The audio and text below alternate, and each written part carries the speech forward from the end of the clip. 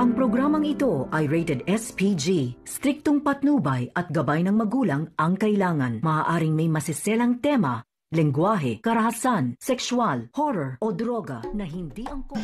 Natatakot at kinabahan ang mga kaibigan ni Tanggol sa posibleng duguang mangyayari. Pero pinalakas ni Tanggol ang kanilang loob na magtiwala sa sarili at maging matapang. Pinaalala ni Don Julio sa kanila na hindi nga daw basta-basta ang kanilang gagawin na kampanya, kundi giyera ng araw ito. Nangako naman si Madonna na hindi nila pababayaan ang mga kasamahan ni Tanggol.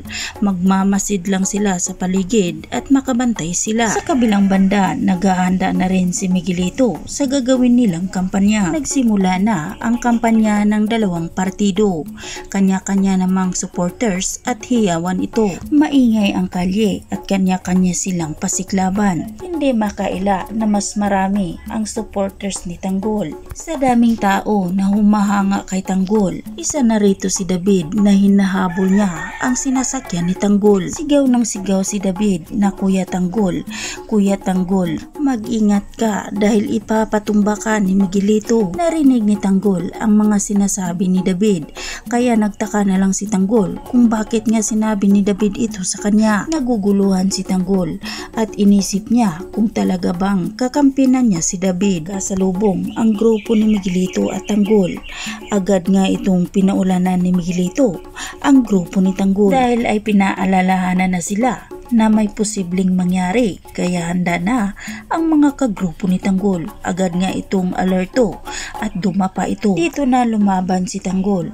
Hindi niya inatrasan ang nagpapaulan ng bala sa kanya. Pinaulanan din niya ng bala ang grupo nila ni Miguelito. Walang umatras sa dalawang grupo dahil puro mga matatapang ito. Nagkagulo na ang mga tao at kanya-kanya na ng takbo. Pinatakbo ni Roberto si Miguelito dahil siya na nga lang daw ang bahala kay Tanggol. Ngunit nabantayan ni Tanggol na umalis si Miguelito, kaya sinundan niya ito.